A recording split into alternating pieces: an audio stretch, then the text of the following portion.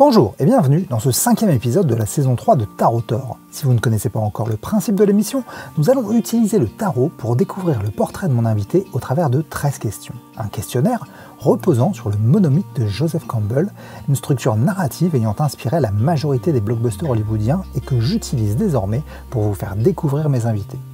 Pour chacune de mes questions, l'interviewé tirera une carte du tarot au hasard pour l'inspirer et le guider dans sa réponse. Si vous suivez un peu la chaîne, l'invité du jour ne vous sera pas totalement inconnu puisqu'il s'agit de mon plus vieux partner in crime et qu'il m'a aidé déjà à plusieurs reprises sur des interviews, notamment celle de John Lang.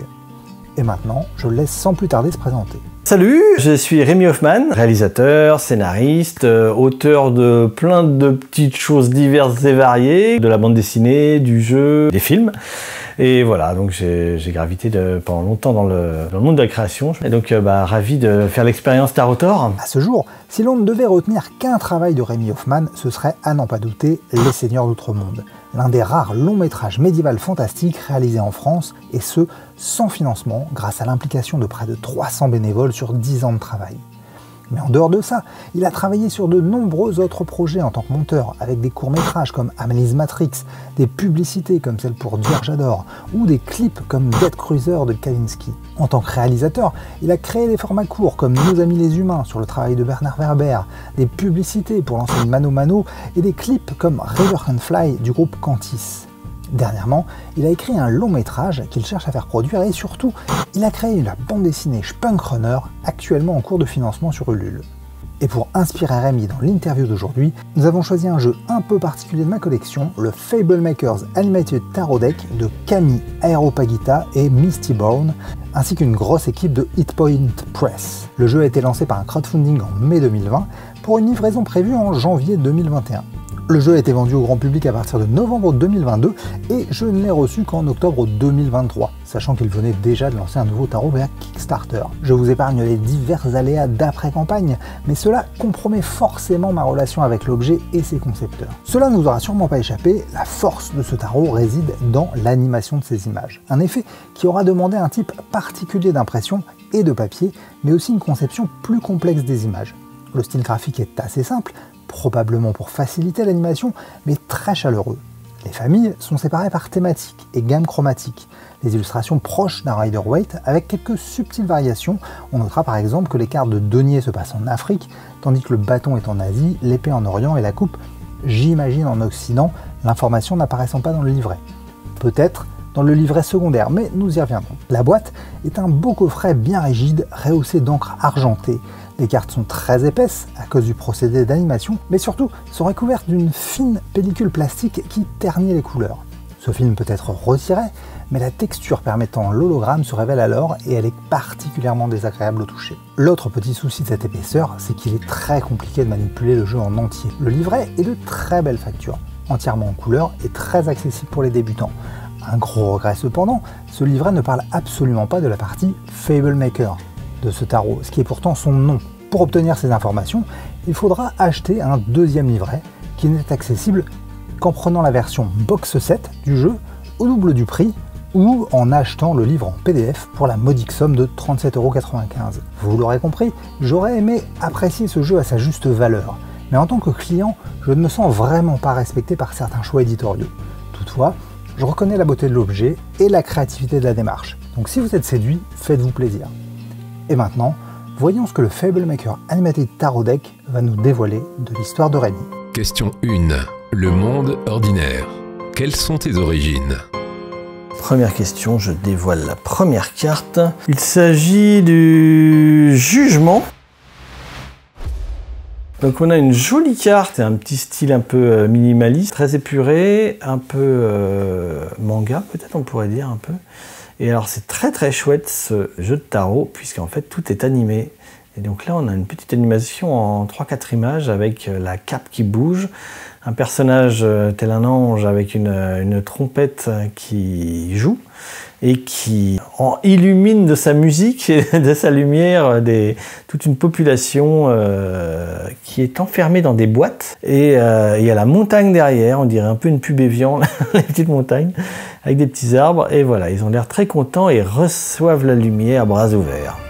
Le jugement est l'arcane de l'appel irrésistible. Elle évoque la renaissance au travers d'un choix décisif. La carte peut demander un profond travail introspectif. Il est temps d'assumer son passé et de vivre en accord avec lui. C'est aussi une carte d'union qui peut aussi bien faire référence au fait de trouver l'âme sœur qu'à celui d'entreprendre un projet vital avec l'être aimé.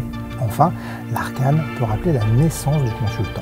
Alors moi, je me suis lancé dans la création très naturellement et très tôt, puisqu'en fait, j'ai toujours baigné dans une famille où on faisait un petit peu d'art divers. Donc ça pouvait être un petit peu du dessin, un peu de peinture, des créations de petits jeux et plein de choses. Voilà, on a toujours été un petit peu là-dedans. Surtout avec mon frère, puisque j'ai un grand frère qui a 6 ans de plus que moi et qui était un des pionniers férus de manga, de plein de choses et de BD, et donc qui m'a assez tôt initié à connaître tout ça. J'ai toujours aimé dessiner, même en maternelle. et très tôt, je me suis mis à essayer de faire des BD à l'âge de 7-8 ans. Ça, c'était vraiment l'origine, c'est passé par la BD, par le dessin. Et après, ça s'est développé sur des autres arts un petit peu divers et variés. Question 2. L'appel. Qu'est-ce qui t'a poussé à te lancer dans la création? Deuxième carte. Alors, Two of Coins.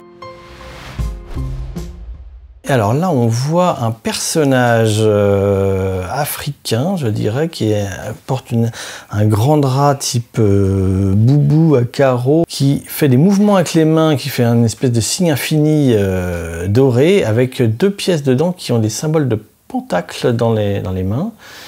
Et derrière lui, il y a la mer. Il y a des voiliers qui sont portés par les vagues. C'est super bien pensé comme truc, hein. C'est très très joli. Petit côté très nature aussi, là-dessus, dans des couleurs très vertes, jaunes, très nature. Voilà. La famille des pentacles ou des deniers évoque les biens matériels, le concret. Le numéro 2 est celui de la rencontre et de la dualité. Le 2 de denier évoque une affaire en prévision, la difficulté de joindre les deux bouts ou le fait de devoir jongler avec les problèmes. C'est un appel à la flexibilité. Quand j'étais assez jeune, comme beaucoup d'enfants, je voulais faire plein de choses. Je voulais être vétérinaire, médecin, avocat, aventurier, plein de trucs. Et en fait, je me rendais compte que c'était surtout toutes les histoires qui me plaisaient là-dedans. Et qu'en fait, ce qui me plaisait, c'était plus un peu le fantasme de certains trucs, plutôt que ces métiers eux-mêmes. Et puis la possibilité de changer et d'aborder plein de choses différentes, de domaines différents. Donc assez tôt, je me suis dit que ce qui m'intéressait, c'était plutôt de créer. Et j'étais venu à tout ce qui était art par la bande dessinée, par le dessin. Mais après, je me suis plus tourné vers la vidéo parce que ça me plaisait aussi, c'était quelque chose qui était super intéressant, et c'était aussi la possibilité de rentrer dans plus une industrie. En fait, on va dire en termes de modèle économique ou de carrière, c'était aussi intéressant à plein de niveaux de passer là-dessus. Pour moi, c'est des médiums différents, mais il y a un peu toujours ce même principe de création et d'art dessus, donc je me suis intéressé beaucoup plus à la vidéo. Donc assez tôt, je me suis dit que j'allais me lancer là-dessus. Et donc c'est comme ça qu'après je me suis mis en BTS audiovisuel, en montage, en me disant que c'était très bien parce que ça me permettait d'apprendre à structurer, à travailler mes récits et mon écriture. J'avais déjà la volonté à cette époque-là de me lancer vers la réalisation. J'avais déjà aussi réalisé des petites choses à côté, des petits courts-métrages chez moi. Alors ça pouvait me mettre avec des Barbies, des choses comme ça, ou des petites bêtises un peu de gamin, avec toujours des effets spéciaux de folie. Si je voulais vraiment répondre à ce que je voulais de pouvoir créer, se lancer vers la vidéo, c'était vraiment ce qui était le plus intéressant, ce qui était le plus viable. Question 3. Le refus. Quels furent les premiers doutes? Alors, je prends la 3e carte. Five of Chalice. C'est donc là une image un peu plus nocturne, toujours dans un paysage un peu naturel extérieur, qui pourrait être aussi un peu en Afrique ou en Asie, je ne sais pas. Il y a une petite cabane un peu paillote au fond. Il y a un petit pont avec une une rivière où on voit du courant grâce à cette jolie animation et qui scintille. Peut-être y a-t-il des pierres précieuses au fond ou c'est le reflet de la lune. Et donc on a un homme, enfin je ne sais pas si c'est un homme d'ailleurs, qui a les cheveux rouges, qui a un bandeau sur la tête avec une cape noire avec un fil d'or, qui a l'air de regarder en bas vers la rivière. Il y a deux coupes qui brillent bizarrement. Je ne sais pas ce qu'il y a dedans. Il y a 3 coupes renversées. Je ne sais pas s'il a bu les coupes, s'il a fait boire les coupes à quelqu'un d'autre. La famille des coupes est associée à l'émotionnel. Le chiffre 5 est celui du changement et des crises. Le 5 de coupe évoque les regrets. C'est une carte de deuil, de perte. Elle implique une mutation dans vos émotions et vos besoins. C'est aussi l'idée d'aimer trop ou d'aimer mal. On sait toujours qu'il y a une prise de risque parce que dans tout ce qui est artistique, il y a quelque chose d'incertain et il y a quelque chose du jugement de ce qu'on fait ou d'être en adéquation avec les goûts des uns des autres, d'arriver à toucher son public. Donc il y a énormément de doutes, on se remet beaucoup en question. Ma famille ne m'a pas bridé là-dessus. Quand j'ai voulu me lancer dans l'audiovisuel, ils ont dit bon bah voilà, si t'es sûr de toi, vas-y, et puis on t'encourage, c'est cool et ça s'est bien passé. Heureusement j'ai pu pas mal avancer dans le métier. En fait, on se rend compte que quand on se lance dans la vidéo, ça va être plus compliqué que prévu parce que c'est un milieu assez fermé, un milieu qui marche énormément par des connaissances, énormément par des contacts. Et qu'il faut faire ses preuves. Alors l'école c'est très bien, certains contacts pro c'est très bien, mais c'est assez difficile et on va devoir gravir des échelons. Et on se rend compte que des fois il y en a d'autres qui ont certains atouts qui n'ont pas besoin de les gravir, donc il y a un peu cette difficulté là. Et il y a surtout quand je suis rentré dans le monde professionnel, je me suis rendu compte que on arrive en bas de l'échelle, on doit gravir certaines étapes pour pouvoir faire ce qu'on veut. Et souvent, on va un peu nous appuyer sur la tête en nous disant, par exemple, je vois dans les premiers boulots que je faisais, pour pouvoir mettre le pied à l'étrier, j'étais allé au nodal. Donc en fait, c'est faire des duplications, un côté très très technique, qui pour moi était vraiment une première étape pour après faire d'autres choses. Sauf que quand on travaille dans ce côté très technique, les gens sont bien contents et n'ont pas forcément envie de faire évoluer. Du coup, c'est assez difficile parce que on est obligé à chaque fois de suivre un petit peu, de monter, de gravir les échelles, enfin les échelons comme ça a l'air d'être un chemin un peu tracé mais compliqué qui peut être très long. Et en même temps, il faut forcer des portes, il faut toujours pousser et être locomotive et plein d'énergie dans ses propres projets, dans d'autres choses pour pouvoir arriver à ce qu'on veut. Alors, à la fois, ça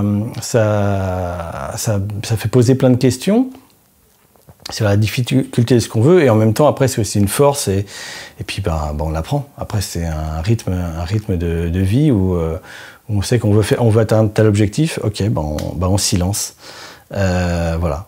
Et c'est des doutes qui deviennent parfois des forces quand même, je pense. Question 4. Le mentor. Est-ce que quelqu'un t'a guidé pour te lancer? 4e question. Ace of Coin. Alors là, c'est une main. Je pense que c'est une thématique Afrique, je pense, dans tout le petit jeu. Je vois que c'est une main avec une peau noire. Alors ça me fait penser à l'autre personnage qu'on avait vu tout à l'heure, et qui est lumineuse et qui a aussi une pièce. Alors lui faisait tourner des pièces dans sa main dans un espèce de signe infini. Là, c'est une pièce qui a l'air de tournoyer dans le creux de la main de la personne. C'est juste une main qui sort des nuages et il y a en dessous un chemin vert avec une arche de végétation et au loin des montagnes bleues, je crois. Donc on dirait une espèce de jardin fleuri.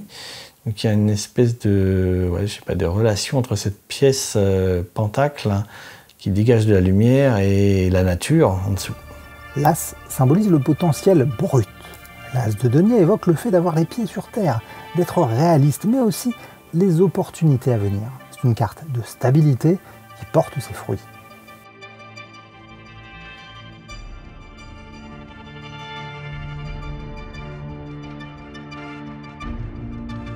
Je n'ai pas eu un maître Jedi, mais j'ai eu pas mal d'influences. Alors, Je dirais que dans les premiers mentors, il y a eu mon frère qui m'a justement amené à m'intéresser beaucoup à tout ce qui était les mangas, tout ce qui était la BD, beaucoup de la culture de la fantasy, les jeux de rôle, beaucoup de choses. Comme lui avait 6 ans de plus, je découvrais plein de choses que les gens de mon âge ne connaissaient pas, donc j'étais très fier de moi.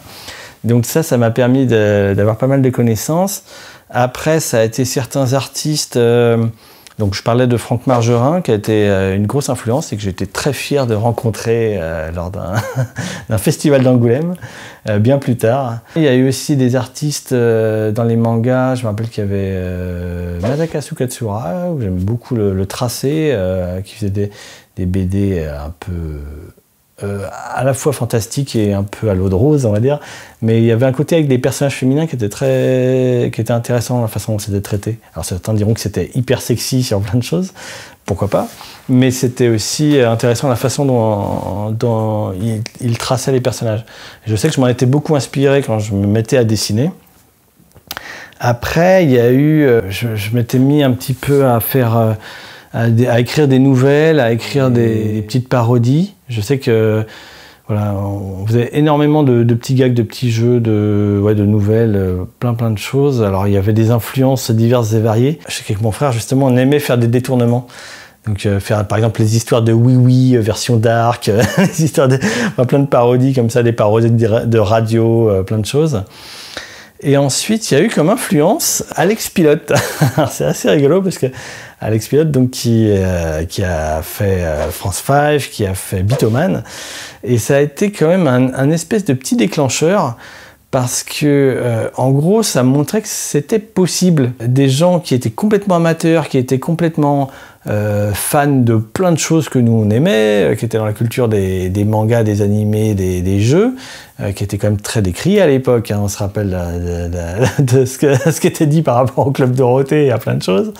Et je ne parle pas encore des jeux de rôle, hein, mais voilà. Du coup, voilà, eux arrivaient à faire une espèce de parodie de Bioman, dans lequel, en fait, c'était un prétexte à mettre tous les personnages qu'ils aimaient bien et à créer des vidéos. Et ça a marché de bouche à oreille, ça s'est développé grâce à Game One, grâce par la suite à No Life, mais No Life n'existait pas encore au moment où je me suis lancé.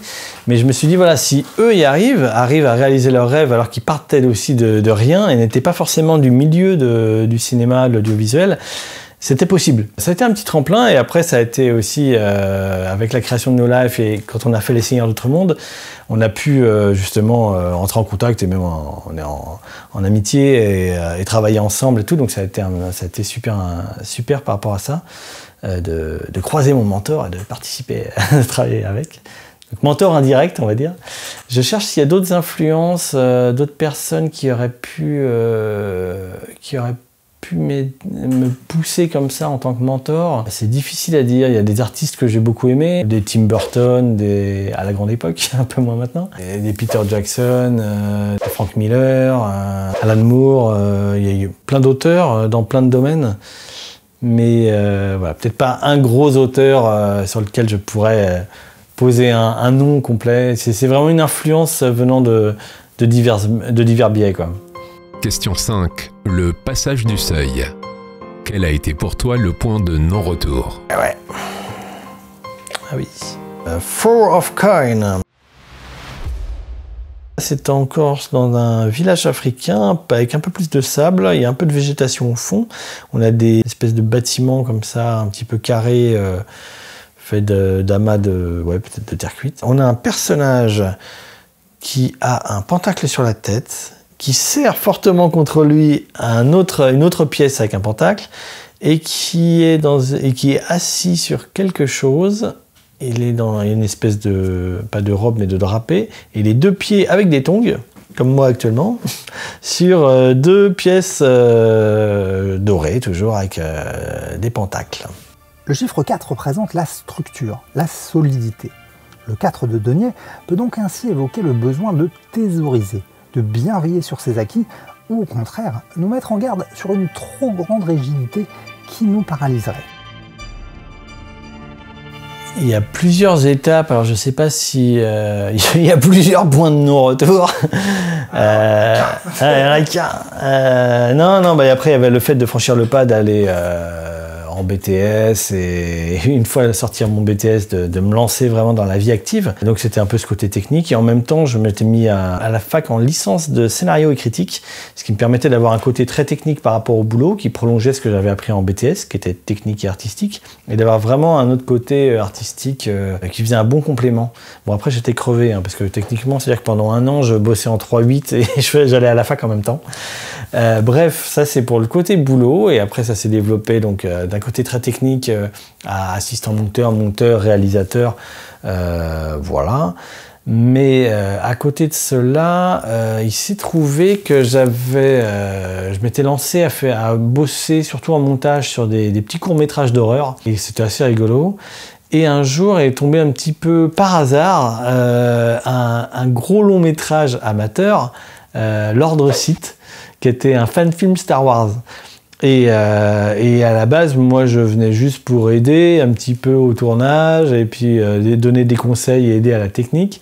Et finalement, je me suis retrouvé à co-réaliser, voire réaliser quasiment tout. Et voilà, et apprendre un petit peu tout l'ensemble du travail. Donc c'était avec Ludovic Siou, il y a Yannick Dubois, Vanessa Lafaille, il y avait pas mal de monde dessus. Donc on était toute une équipe de réalisation et après voilà c'était un gros travail, c'est-à-dire que ça c'était un peu mon premier challenge titanesque un peu malgré moi puisque je me suis greffé au projet qui était donc de faire un long métrage, en réalité un film de 1 heure un peu plus avec énormément d'effets spéciaux, des batailles spatiales et plein de choses. Très amateur, tourné en DV et puis avec des acteurs qui étaient tous des fans de Star Wars. Mais ça m'a permis de découvrir un univers, de découvrir pas mal de communautés, de fans, de gens qui faisaient du sable, qui faisaient des maquettes, qui faisaient des effets spéciaux. Ça a fait effet boule de neige en fait. Tout ce travail-là, il y avait un côté très rigolo, un peu colonie de vacances quand on le faisait. Et puis après, voilà, il y avait quand même un gros investissement. Ça prenait des week-ends, ça prenait beaucoup de temps en soirée et tout. Et avec mes contacts pro, il y a plein de gens qui suivaient notre travail et qui nous ont aidés. En fait, il y a eu plein de graphistes professionnels qui ont aidé dessus.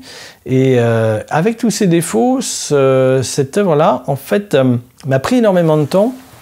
Mais m'a permis d'essuyer les plâtres sur plein de choses et à me former un petit peu à la réalisation.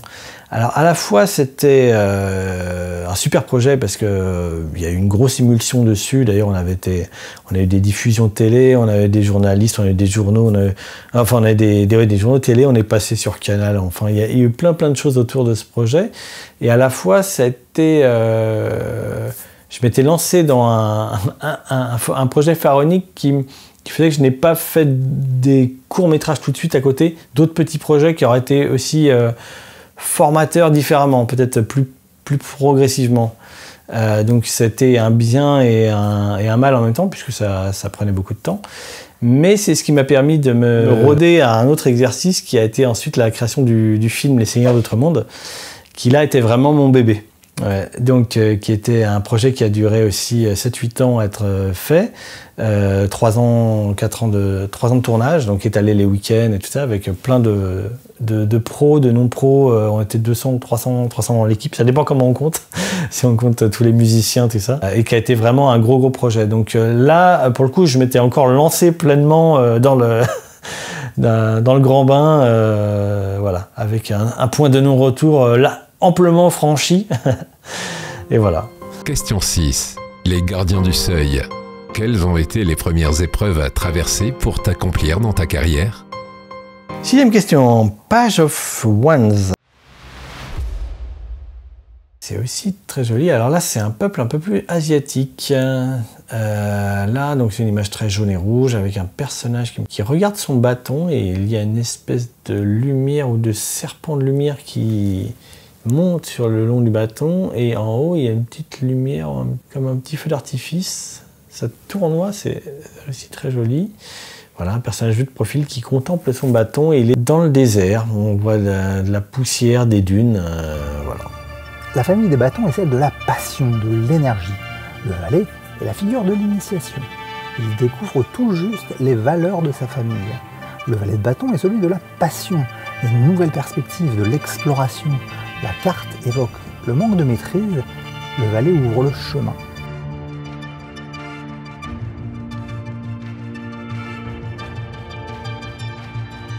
Alors, des rivaux, pas vraiment, des embûches ou des gens qui font leur carrière à côté, oui, mais bon, voilà. En fait, en réalité, on n'y pense pas vraiment, il faut être concentré sur ce qu'on fait. Je me crée pas d'ennemis, ça n'a pas lieu d'être, quoi. Il faut être concentré sur son travail, sur son évolution artistique, ses choix artistiques, et essayer de faire ça le mieux possible et de toujours essayer de se réinventer, de trouver ses défauts, essayer de s'améliorer en tout cas. Et par contre, oui, est-ce qu'il y a des gens qui m'ont aidé? Beaucoup. Notamment Fenris, ici présent, qui m'a beaucoup aidé dans de nombreux projets, hein, déjà même à l'époque de RGK, je t'avais rejoint sur ce site, ce qui a permis de faire des connaissances, des premiers projets et tout, c'était super intéressant, en bande dessinée, Horrific Fantasy qu'on avait fait, où on avait rencontré Myrdi, et il y a eu d'autres artistes aussi dessus qui étaient passés pro, en BD. Et non, après il y a eu plein de contacts justement. Ce qui est sympa aussi dans le cinéma, dans l'audiovisuel, c'est que c'est une industrie, c'est un travail d'équipe.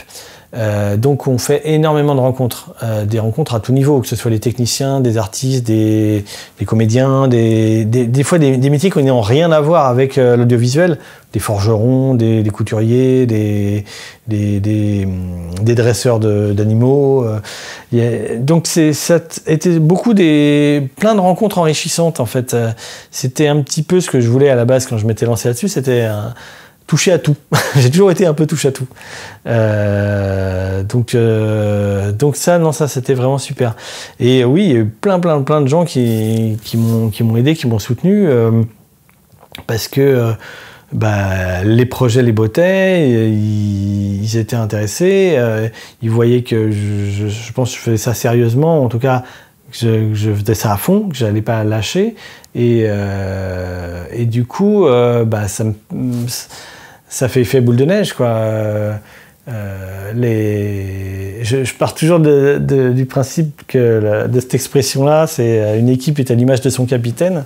Et quand on est créateur comme ça d'une œuvre collective, on est un peu le moteur à tout. Donc à partir du moment où on pousse, et on essaie de le faire respectueusement et dans une bonne ambiance et en essayant vraiment de faire du mieux qu'on peut et de toujours trouver des petites astuces et de trouver tout ce qui pourra améliorer le travail, ça se répercute sur les gens et les gens donnent aussi cette bonne énergie. Donc alors c'est difficile de trouver des noms parce qu'il y a eu plein de gens, que ce soit dans la musique avec Guy Roger Duvert, avec Nicolas Dubu, dans les graphistes, que ce soit Cyril Liard qui a fait énormément de choses, on a Alexandre Marchand qui a fait plein d'effets, il y a eu plein de gens dans plein de domaines. Donc ça c'était super. Et c'est quelque chose qui a été très profitable dans d'autres domaines que le cinéma. Je m'en rends compte aussi, par exemple là je travaille beaucoup plus en scénario qu'avant, et même j'ai rejoint un groupe, une association de scénaristes qui est très bien, qui s'appelle Séquence 7, je vous la conseille, un asso de scénaristes émergents. Et c'est vrai que d'avoir eu ce parcours-là, en plus d'autres auteurs de BD ou de littérature, j'ai eu ce côté travail en équipe. Et je me rends compte, c'est un peu le drame, la difficulté quand on est auteur ou artiste dans d'autres domaines, on est souvent seul avec son œuvre. Et ça peut être pesant. Moi, j'ai eu la chance d'avoir cette ouverture-là, et je trouve que c'est très bien. Et c'est très bien d'équilibrer. J'aime bien travailler des fois seul sur des choses. J'aime bien travailler en équipe. Je pense qu'il y a... je n'aimerais pas, j'ai jamais eu vraiment, à part au tout début de ma carrière, une vie de métro boulot dodo. D'être très régulier.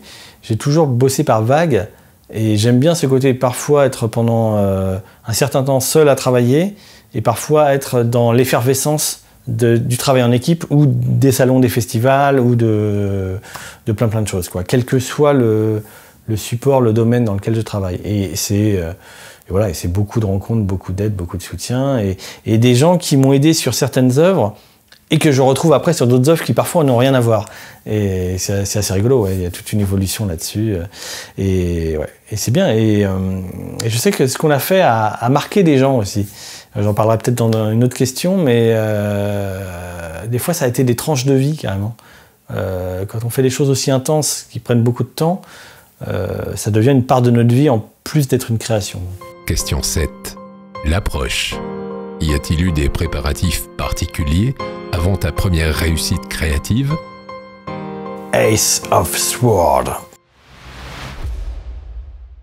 Et là, nous avons donc une épée brandie par une main, une épée type Excalibur avec une sorte de petit diamant au milieu et en haut entourée d'une couronne, elle-même entourée de végétation. Il y a un petit courant d'air qui passe, la main sort d'un nuage, un peu comme tout à l'heure la main de je ne sais plus quoi, là, c'était la 4 de pièces, je crois, je ne sais plus. Et voilà, le fond est assez noir, la couronne tourne, le vent passe et la main brandit l'épée. La famille des épées fait référence à l'intellect. L'as d'épée évoque donc une nouvelle idée, mais aussi le fait d'affronter ses problèmes avec logique et analyse, de savoir se montrer raisonnable. En fait, dans ce métier-là, on se rend compte que on est en constante remise en question. C'est un peu en dents de scie. Rien n'est facile, en fait. Et à chaque fois, on a dû, je pense avec Cyril, je fais encore du name dropping, on a dû à chaque fois taper aux portes pour pouvoir faire tout ce qu'on voulait. On le faisait un peu avec du système D. C'est jamais facile. Il y a des fois des petits coups du hasard, des petits coups du destin, des petits coups de chance que d'ailleurs parfois on provoque en fait, consciemment ou inconsciemment, qui permettent de nous aider, mais rien n'est facile en fait. À chaque fois, on est obligé d'avancer pas à pas, et c'est assez rigolo d'ailleurs quand on voit des gens qui découvrent ce que j'ai pu faire des fois en vidéo ou sur d'autres choses, on me dit ah c'est génial, vous avez trop de chance, c'est trop bien tout, mais si vous saviez. Et donc on est en doute en permanence, hein, mais je pense que ça c'est jusqu'à la fin de carrière, hein. Même les gens qui réussissent énormément, une réussite amène un autre problème ou amène un autre objectif qui fait qu'on se repose, on se pose toujours des questions. C'est un métier d'éternel insatisfait, quoi, d'être artiste, enfin de vouloir vivre de son art, ou de ses arts, si on fait plusieurs choses. Mais c'est aussi c'est plein de plaisir et plein de frustration et plein d'inachèvement et voilà, et de petites réussites. Du coup, il faut savoir ne pas mettre tous ses œufs dans le même panier et savoir équilibrer sa vie avec des choses très variées et très différentes. Que ce soit des activités, des loisirs, des cercles d'amis, parfois très différents les uns des autres, pour ne pas s'enfermer dedans et se faire bouffer. Profiter de cercles vertueux des fois, d'événements qui arrivent et qui peuvent être très longs, et ne pas se faire enfermer dans des cercles vicieux justement de problèmes qui peuvent vous ronger. Voilà, je dis un peu des généralités, mais, mais oui, c'est un peu ça, hein. C'est ça la vie d'artiste. Question 8. L'épreuve suprême. Quelle a été la première épreuve qui aurait pu tout te faire abandonner? 7 de bout de bois, Bond, Seven of Wands. Alors là, c'est pareil, on retrouve les personnages asiatiques. Alors là, il y a un personnage qui a l'air de faire, qui est avec son bâton, qui est devant je ne sais pas quoi, c'est toujours dans des couleurs un peu rouge, jaune, doré, son bâton lumineux, et qui a l'air de faire face à plein d'autres bâtons qui sont devant lui. Donc lui, il a un bâton, il fait face à 6 bâtons, qui eux ne sont pas lumineux. C'est lui qui a le bâton de lumière. Le chiffre 7 est celui de la détermination. Le 7 de bâton nous invite à poursuivre nos efforts, à rester vigilants. L'arcane évoque le fait qu'il faut rester fort, car malgré les premières victoires, le combat reste encore à mener.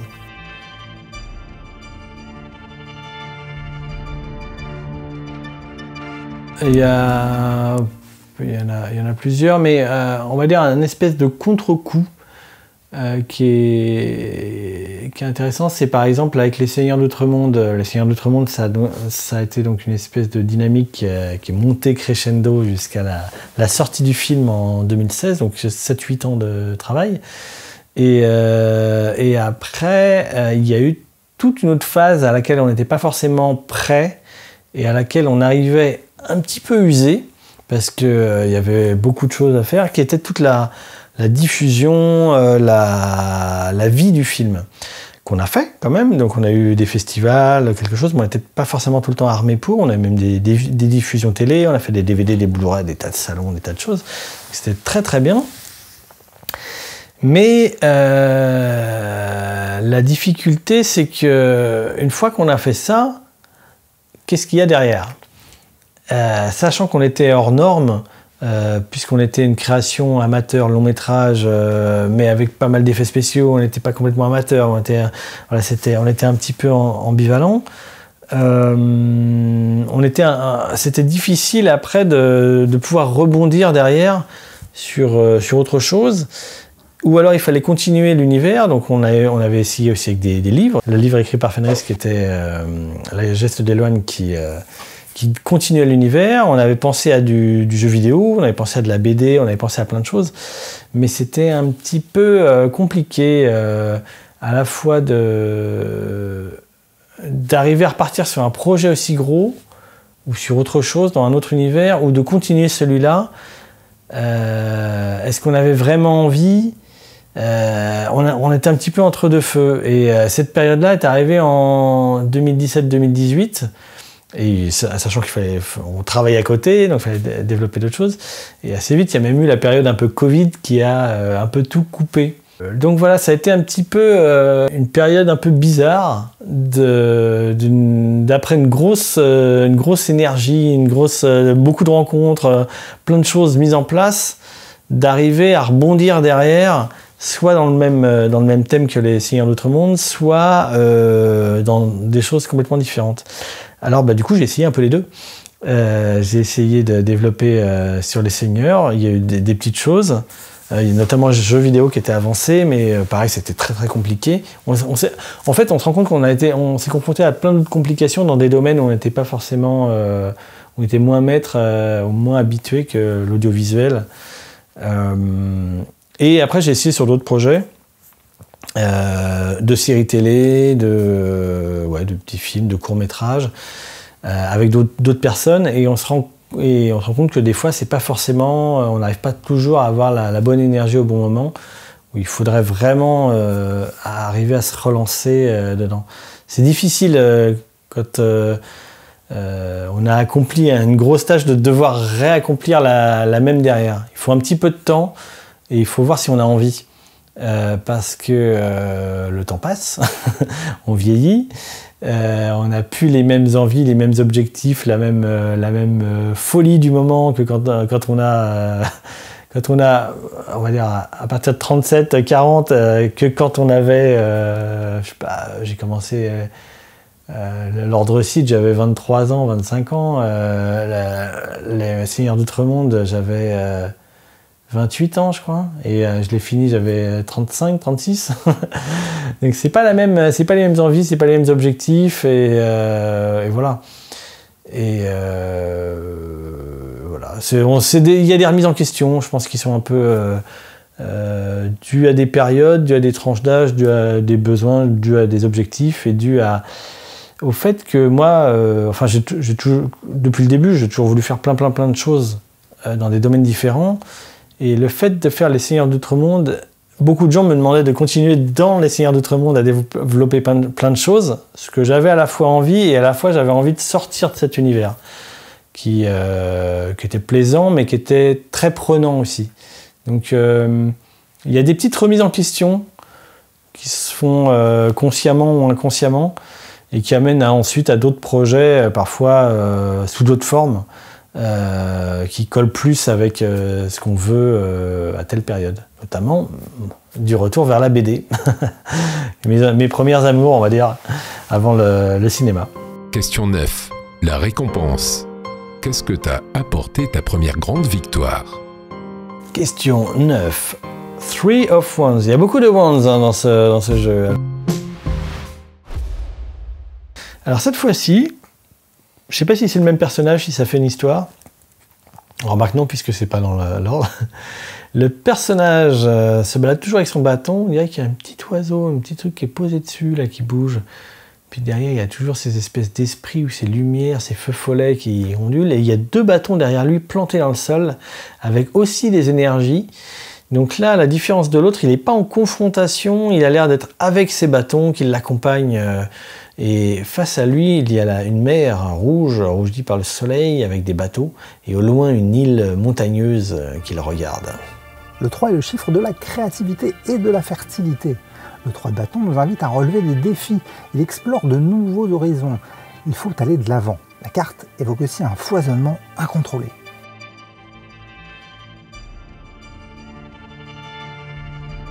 La première grande victoire, on va parler des Seigneurs d'Outre-Monde parce que c'est quand même très très marquant.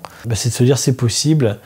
Et il y a une espèce de fierté d'avoir mis un coup de pied dans la poudrière. Je pense que beaucoup d'artistes, créateurs qui font du film de genre ont un peu ce sentiment-là. Dans le cinéma français, c'est très très difficile de pouvoir faire ce qu'on a vraiment envie, surtout quand on aime des genres un peu d'imaginaire, de fantastique. On est souvent cloisonné à faire du polar ou à faire des films un peu sociaux, ce qui peut être très bien, mais ce qui peut être aussi un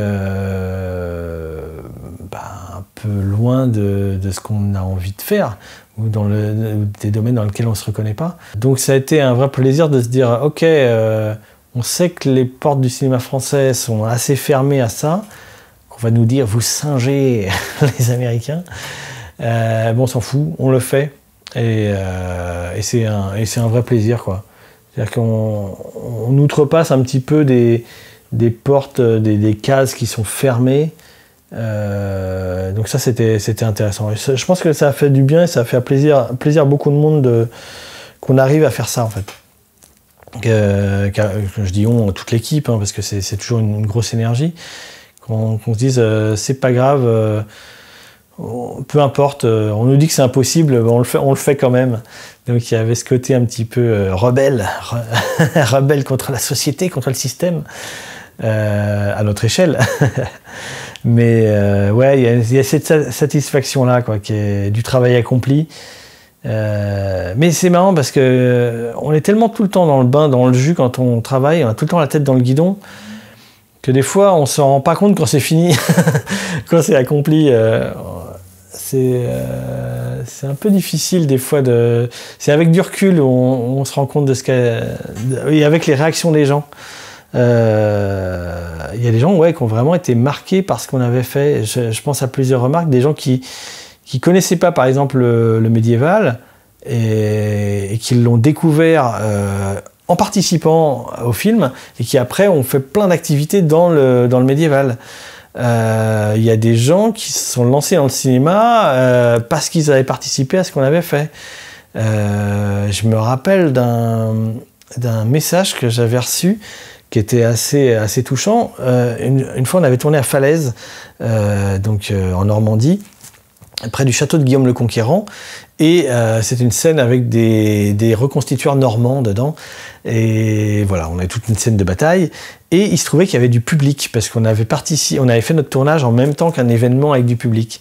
Donc il y avait plein d'enfants qui étaient venus voir le tournage en direct.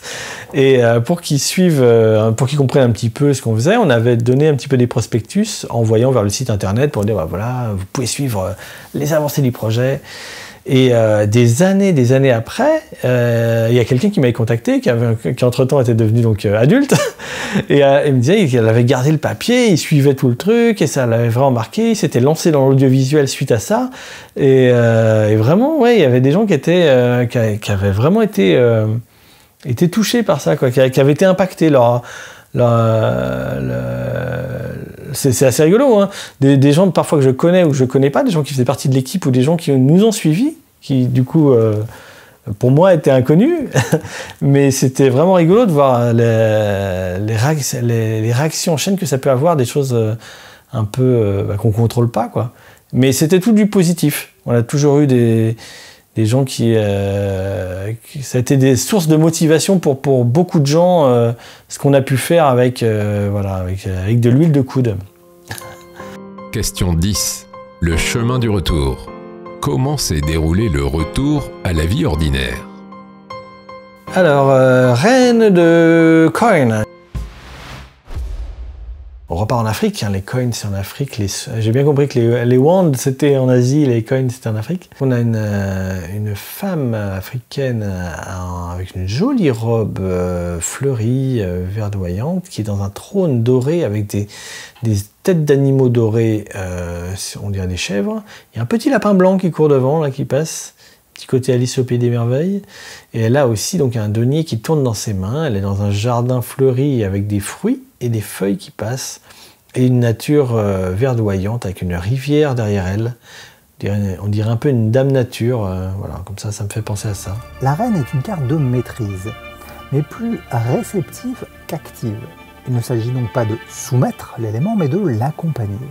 Ici, la reine de denier évoque le confort, le bien-être, le fait de veiller sur les siens. Elle invite à s'appuyer sur l'intelligence du cœur et la créativité. Le retour, donc, ça a été effectivement plein de questions sur la suite artistique, dans le même univers, dans d'autres univers. Ça a été aussi de se dire que ça a été un gros travail, un beau travail, une belle aventure, une belle tranche de vie, mais qu'il y avait aussi d'autres choses à côté à développer, humainement d'ailleurs aussi, en termes de plein de choses, de vie de famille, de développement personnel, d'ambition. Donc ça a été pas mal des questionnements. Je pense qu'il faut se laisser des fois des petites périodes un peu de flottement. Penser à des projets, toujours créer, ça, de toute façon, je pense que ça c'est... Quand on aime créer des choses, c'est en permanence la moindre petite seconde, on se dit, quand on n'est pas sur un projet, on pense à un autre, on pose des clés à droite à gauche, enfin des petites cartes à droite à gauche, et puis on voit si on les fait ou pas, ou parfois il y a des projets qui fusionnent, mais il faut laisser un petit peu mijoter. Donc ouais, ce retour-là, ça a été un petit peu... et après, qu'est-ce qu'on fait? C'est comme quand il y a un film, hein. Quand il y a un film, et le 2, il se passe quoi, puisque l'arc narratif est terminé là-dessus et non, après on peut repartir sur complètement autre chose. Il y a aussi une période qui joue, hein. Je parlais du Covid, mais mine de rien, ça a été pas mal de... Ça a influencé beaucoup de monde, ça a impacté beaucoup de monde sur des remises en question. À la fois en termes de carrière, de choix professionnels. Est-ce que j'avais envie de continuer dans le montage? Parce que à la base, j'étais pas surtout dans le montage et puis vers la réalisation. La réalisation, c'est sûr que je continuais toujours. Le montage, un peu moins. Donc je me suis mis vers la 3D. Après, je me suis rendu compte que la réalisation, c'était intéressant, mais c'était complexe et ça me permettait pas forcément une plus grande liberté, une assez grande liberté, parce qu'il y a énormément de contraintes. Il y a énormément de superbes choses à faire, mais énormément de contraintes. Donc passer au scénario était aussi intéressant. Au scénario de film, au scénario de série, au scénario de BD, de jeux, de plein de choses. Je revenais à quelque chose de plus simple, de moins complexe, mais de plus efficace. Je pense que j'avais envie que les choses se fassent plus vite, tout simplement, de faire plein de petites choses un peu plus vite, et toucher à plein d'autres domaines. Le problème des projets pharaoniques, c'est que c'est très prenant. Et au final, c'est un peu ce que je fais maintenant, quoi. Alors ça a mis le temps pour plein de raisons, mais voilà, là je suis passé sur plein d'autres petits projets et je trouve que ça me va bien. Il y a un bon équilibre. On peut jongler d'un projet à l'autre, tous n'avancent pas au même rythme, mais c'est intéressant et c'est aussi des collaborations différentes et intéressantes, et on retrouve encore aussi... toujours les mêmes personnes qui nous ont aidés. Voilà, tout évolue et voilà, je pense que ça a été ça le retour, c'est de se dire quelque chose de gros, ça c'est fait. Maintenant faire plein de petites choses ou des choses un petit peu différentes, plus simples, plus faciles. Et dans d'autres domaines, c'est ça que j'ai envie de faire peut-être. Question 11. La résurrection. Quelle épreuve a fait de toi l'artiste que tu es aujourd'hui ? Oh, le beau soleil. The sun. On voit un joli soleil qui rayonne, avec un petit enfant sur un cheval blanc et des tournesols autour. Voilà, c'est très lumineux, très rayonnant, très paradisiaque. Le soleil est la carte de l'accomplissement et de la joie. C'est une carte très positive qui évoque la lumière en nous ainsi que celle qu'on peut faire rayonner sur le monde. Elle peut aussi être la représentation d'une figure paternelle absente ou idéalisée.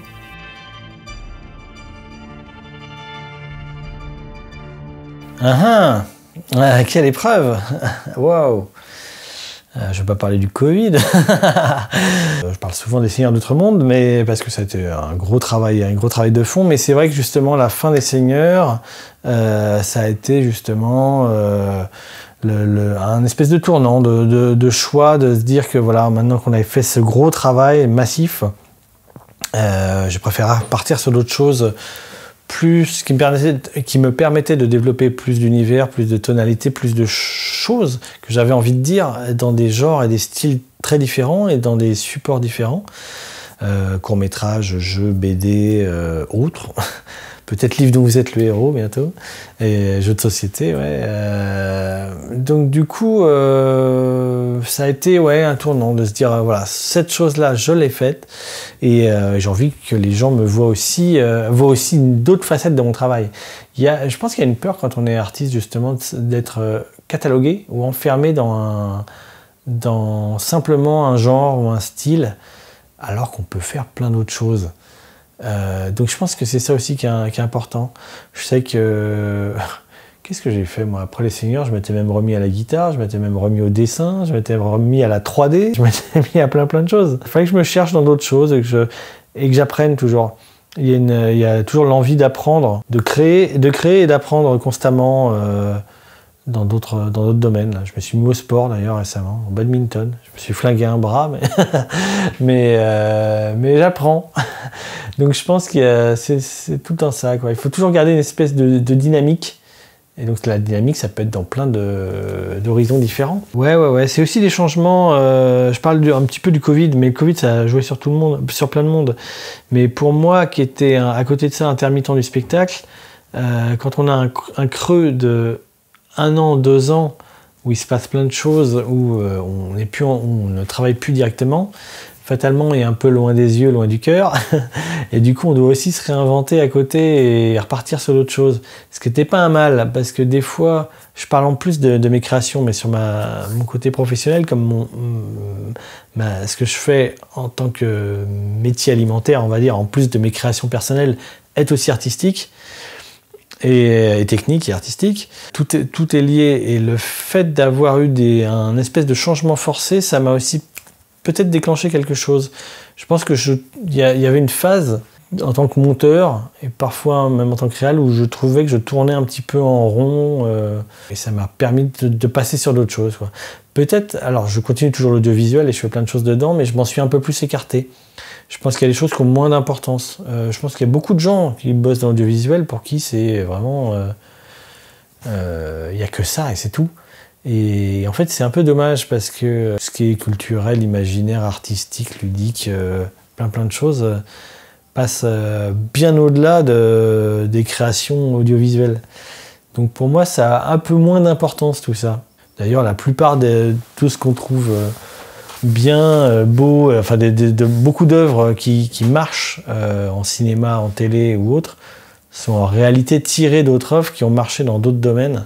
Souvent la littérature, mais ça peut être la BD, ça peut être d'autres choses. Est-ce qu'il ne faut pas revenir à des arts un peu primaires, on va dire, je ne sais pas si c'est le bon terme, mais dans le sens où le cinéma, c'est un mélange de plein de choses. Est-ce qu'il ne faut pas revenir à des basiques?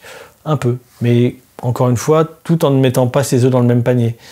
Donc voilà, c'est un espèce de jonglage permanent, mais qui est intéressant. Ne pas s'enfermer, continuer à découvrir. Je pense que c'est un petit peu ça qui est ressorti de toutes ces épreuves.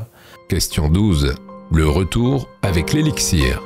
Qu'est-ce que tu ressens le besoin de transmettre de tes épreuves dans ton œuvre? Knight of Wands. Encore les Wands. Donc là, il est carrément en armure de samouraï avec son bâton, son fameux bâton avec toujours ses petites feux follets lumière qui serpentent. Il a une coiffe de feu. Il est sur un cheval, lui aussi couvert pour la guerre. Au fond, il y a des dunes, donc ça fait peut-être penser aux Mongolie, Chine, je ne sais pas où. Mais voilà, donc il part à la guerre. Le cavalier est une figure d'action. C'est un héros qui exporte les valeurs de sa famille, même si lui-même ne les maîtrise pas. Le cavalier de bâton est un amant fougueux. Il ne contrôle pas encore pleinement ses désirs et n'a pas peur d'explorer de nouveaux territoires. Mais devra faire attention à garder la tête froide. J'imagine que c'est un peu pareil pour tous les auteurs. On met toujours un petit peu de soi dans chaque personnage. Moi, ce que j'aime beaucoup, c'est utiliser des mondes un peu magiques, féeriques, un peu qui peuvent être amusants, et mettre un peu de fond dedans, de thèmes un peu sociaux. Qu'est-ce que je pourrais transmettre aux gens? Mes thèmes sur la transmission de l'expérience. Enfin, dans mon parcours, il y a des réussites, il y a des échecs, il y a des réussites qui ne sont pas forcément de très grosses réussites, mais quand même des belles. Ça dépend des points de vue dans lesquels on se place. Il y a plein de petits échecs qui sont en réalité plus des obstacles que des échecs. On apprend toujours ces échecs et on voit comment s'améliorer pour ne pas les subir à nouveau. Peu importe les échecs et les succès, c'est un besoin, on répond un petit peu à un besoin de créer, un besoin de faire partager aux autres des histoires, des mondes, des univers. Et à un moment donné, on répond plus à un besoin qu'à une nécessité. C'est peut-être pas une nécessité que j'aurais dû dire, mais c'est pas qu'un travail. Je sais pas si on peut dire que c'est une vocation, c'est quelque chose comme ça. C'est une extériorisation qui prend plein de formes différentes et à laquelle il faut céder, quoi. Je pense que si j'avais pas fait tout ça, si je m'étais mis dans des chemins peut-être plus classiques et plus mainstream, j'aurais été quand même assez triste de ne pas avoir osé me lancer dans des projets un peu fous, un peu pharaoniques, un peu hors des sentiers battus. Donc je pense que de toute façon, si je dois donner un conseil, c'est allez-y. Mais c'est facile à dire, mais ça fait cliché, mais oui, il faut se lancer. Il faut un peu croire en ses rêves, même si au final ils s'accomplissent pas forcément ou ils s'accomplissent différemment de ce qu'on aurait pu penser. C'est toujours des bonnes expériences et il n'y a pas vraiment de regrets, quoi. C'est aussi ça, quoi. Vaut mieux vivre en se disant qu'il y a eu quelques échecs, il y a eu des défauts, on a appris d'autres choses, on a pris d'autres chemins que prévu, mais il n'y a pas le regret de ne pas avoir tenté les choses. Question 13. Le prestige. Qu'est-ce que tu aimerais ajouter pour finir? Hate the coin. Je crois que j'aurais eu que des coins et des wands. C'est un signe, ça? Ça veut dire quelque chose? Ah, ça c'est la personne intéressante. Donc le 8 de denier, c'est celui qui fabrique les deniers. C'est lui depuis le début. Je le vois. Donc là, on a un monsieur, donc c'est toujours en Afrique, puisqu'on est sur les coins. Il y a le petit village derrière, un paysage naturel, il y a un tapis vert, il a un habit aussi, tout en vert. Et il est en train de graver les pentacles. Toutes ces pièces avec des pentacles que je voyais depuis le début, c'est lui qui les fait avec son petit marteau et son burin. Pourquoi? Nous le saurons bientôt. Le chiffre 8 représente la perfection, la fluidité. Le 8 de denier symbolise la productivité, la rigueur, la détermination, mais aussi le fait de travailler à ce qu'on aime et d'être récompensé pour ce dur labeur. Enfin, elle peut évoquer l'harmonie et la richesse. C'est bien, ça finit bien avec le thème, hein. En fait, la pièce a l'air de coller bien. Ok. Non, en fait, je suis assez content. Je suis assez content. On tire une certaine fierté de tout ce travail-là. C'est chouette d'être auteur d'univers, c'est chouette d'aller dans des mondes qu'on a envie de développer, alors souvent référencés à des genres existants, hein, puisque rien ne se crée, rien ne se perd, tout se transforme. Mais ouais, il y a quand même cette satisfaction-là de pouvoir raconter les histoires qu'on veut, tout ce parcours avec ses échecs et ses réussites, et voilà, et globalement qui est quand même un parcours dont je peux être quand même assez fier et assez content. Ça m'a permis de tenter plein d'autres choses, et actuellement et je tente plein d'autres choses dans d'autres domaines, à la fois toujours en cinéma, sur quelque chose qui mêle un petit peu magie, jeu de rôle, des films des thèmes un peu plus sociaux, un peu plus humains, avec notamment un film là, sur lequel je suis en train de travailler qui s'appelle Les Aventuriers du dernier tome, qui est un film qui est un mélange, on pourrait dire, entre les Goonies, Stranger Things, l'histoire sans fin et plein de choses. Ça, c'est une part de ce que je fais actuellement, et c'est un scénario qui reprend pas mal de thèmes qu'on peut recroiser dans mon œuvre, et que là j'amène un petit peu différemment. Et alors c'est le début d'une aventure là-dessus et j'espère que ça pourra aboutir, on va voir. Pour l'instant c'est en préparation, en scénario. Et actuellement aussi, le fait d'avoir exploré un petit peu médiéval, j'ai aussi un médiéval fantastique avec les seigneurs. Je vais aussi dans d'autres thèmes qui m'intéressent beaucoup, un peu plus sombre, un peu plus horreur, puisque tout ce qui est Lovecraft, tout ce qui est un petit peu magique, créature, occulte, c'est des thèmes qui m'intéressent aussi. Mais aussi tout ce qui peut être futuriste, steampunk, cyberpunk et tout.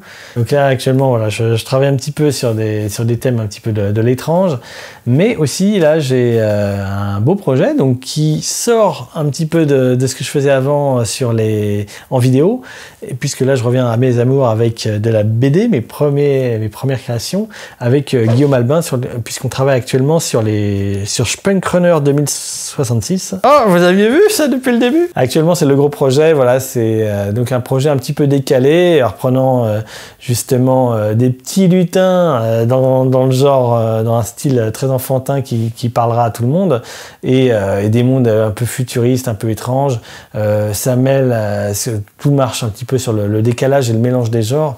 Et voilà, une belle histoire de polar fantastique assez sombre.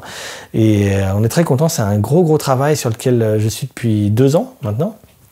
Et qui devrait, on espère, aboutir là cet été et cet automne, puisque nous lançons un crowdfunding. Il y a pas mal de gens de mes équipes précédentes qui sont dessus, donc des gens avec qui j'ai pu collaborer sur Les Seigneurs d'Outre-Monde, sur l'Ordre Sith, sur même d'autres choses qui entourent un petit peu le projet, et encore des nouvelles personnes. Et donc là, c'est une belle aventure, une nouvelle aventure qui va être intéressante parce que c'est une aventure BD. Alors, ça fait longtemps que je voulais franchir un petit peu le cap pro, donc on y arrive. C'est toujours rien n'est facile comme d'habitude, mais on y arrive. Et en plus, l'idée, c'est vraiment de créer un univers qui me permettra de faire de la collaboration avec plein d'artistes différents en petite équipe. Actuellement, je travaille avec Guillaume Albin, donc qui est dessinateur et qui est coloriste aussi dessus. Mais on pense travailler aussi sur du jeu de société, du livre dont vous êtes le héros, plein de choses autour de cet univers-là. En espérant que ça marche, bien sûr, et qu'on puisse le faire. Donc, c'est un projet qui me va bien, qui est drôle, qui est sympa, qui est intéressant. Pour l'instant, on l'a présenté à pas mal de gens. On a d'excellents retours dessus. Donc, on croise les doigts pour que ça plaise à tout le monde. Mais voilà, c'est le projet actuel, c'est les Spunk. Et on part donc dans du cyberpunk fantastique, dystopique, parodique. Voilà, plein de trucs en hic. Et puis voilà, j'espère que vous le découvrirez bientôt et que ça vous plaira aussi. Cette nouvelle émission est maintenant terminée. Merci d'avoir regardé jusqu'au bout et j'espère que vous avez apprécié cette rencontre avec Rémi Hoffman. Il m'a aidé plus d'une fois pour cette chaîne et je suis content d'avoir enfin pu le présenter comme il le méritait. Le tirage du jour aura fait la part belle aux familles des deniers et des bâtons, ce qui nous dresse le portrait d'un artiste créatif mais bien ancré dans le réel. Peu d'arcades majeures, mais tout de même 2 cartes très fortes. Le jugement, pour l'appel, qui donne un impact quasi mythique à cette étape fondatrice de la carrière de Rémi, et le soleil, pour la résurrection, qui illustre une vraie volonté de partager de la joie. Si vous avez aimé la vidéo, n'hésitez pas à la liker ou la partager et pensez à vous abonner pour ne rater aucun des futurs épisodes. Cette interview sera la dernière de la saison 3, il n'y en aura donc pas d'autres avant septembre 2024. Je vous en parlerai plus précisément dans mon habituelle petite FAQ de juillet. Comme à chaque fois, vous pourrez trouver un lien vers les œuvres évoquées dans la description de la vidéo, notamment celui vers la campagne de Spunk Runner, encore en cours au moment de la sortie de cette vidéo. N'hésitez pas à aller voir. Je vous souhaite de bonnes lectures et je vous dis à la prochaine.